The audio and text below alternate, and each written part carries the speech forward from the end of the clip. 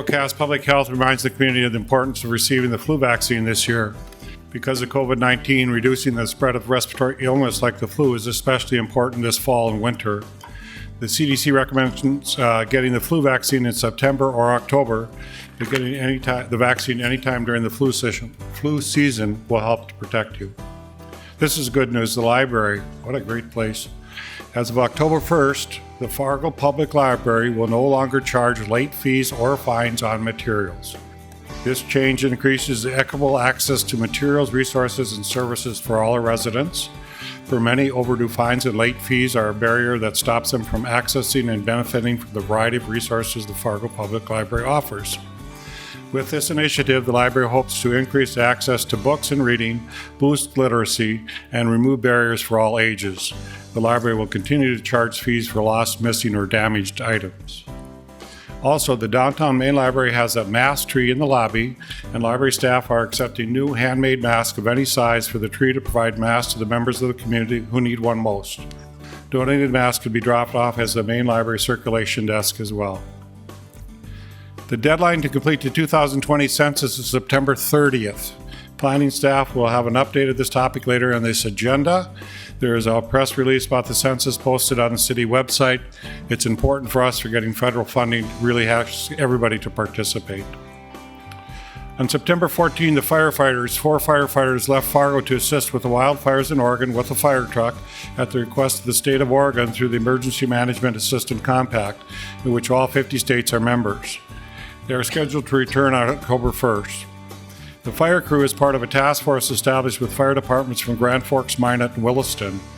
Their primary mission is to protect structures impacted by the fires, and they have spent several days clearing brush and trees as well as setting up a fire sprinkler system in a historic building.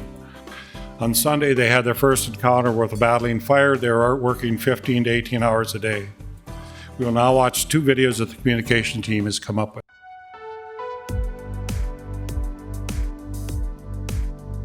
Late last week, we were notified that through the North Dakota Department of Emergency Services that there's been a request by the state of Oregon to provide structural fire protection in their state. This is done through a program called EMAC, the Emergency Management Assistance Compact. That request is a governor-to-governor request. So this had to go through Governor Burgum.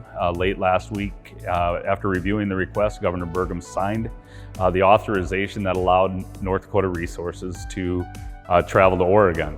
Being deployed for 18 days is what the request was. You just don't get to drop and do that at a moment's notice. We had to talk with our personnel. We put a notification out that the request was there for personnel to be deployed for 18 days. We asked who would be available to go. We had about 25 personnel indicate that they would be willing and able to go for that period of time. You know, the request was for structural firefighting, so we sent them with their complement of protection equipment that they have here that we assign with them each and every day for their use here. Also, they have available to them all the equipment that we have on a fire engine, because the job will be to respond to emergencies and do structural fire protection similar to what they do here. The firefighters came from all areas of the city. Rest assured that all crews and all trucks will be staffed as normally here in Fargo. The citizens of Fargo will never see a change in the level of service that they're used to from our community because of this event.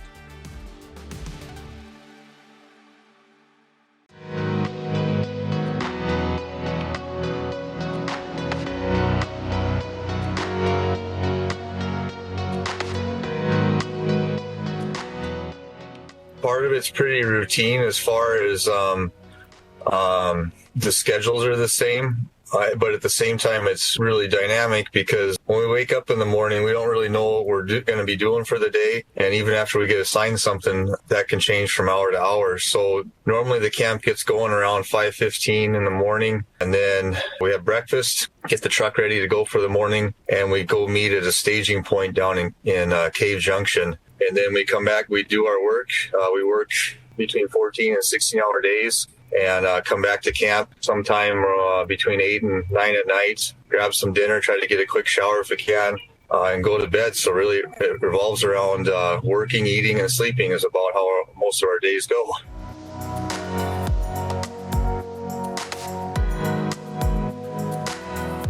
We did some structure protection work there in the form of making sure that the line along the road that they were using to stop the fire was solid, and that there wasn't going to be any fire that came across that line, and like logs rolling across the road that were burning down into dry brush that would start burning again, or making sure that nothing overnight would get across there. So every day is different. We don't know literally from hour to hour what we're going to be doing.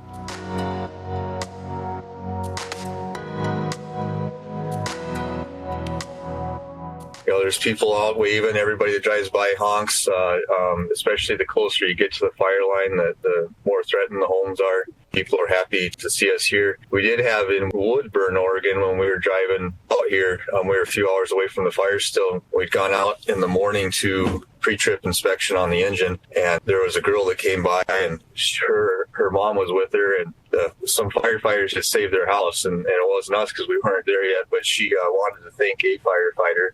And so she had drawn a picture, colored in a picture, and she stopped by the engine and dropped it off the morning that we were getting ready to leave Woodburn to come down here. So there's been a lot of good interactions like that, positive interactions, and people seem very appreciative of the work that all of us are doing. And just on this fire alone, there's over 1,200 firefighters.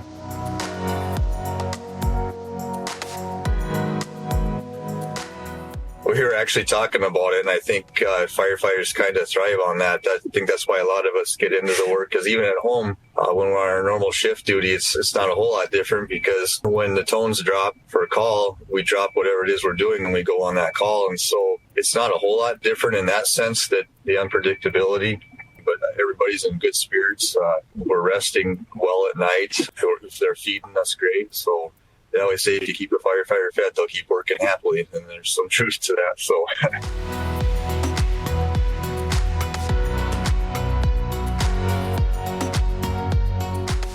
it's great. So when we can get online, I know when we were driving here, we had better internet, and we were checking the fire department Facebook page, so we know there's a lot of support out there, and we really appreciate that. You know, we're enjoying it. We're staying safe. We have a great task force leader who has been doing this a long time.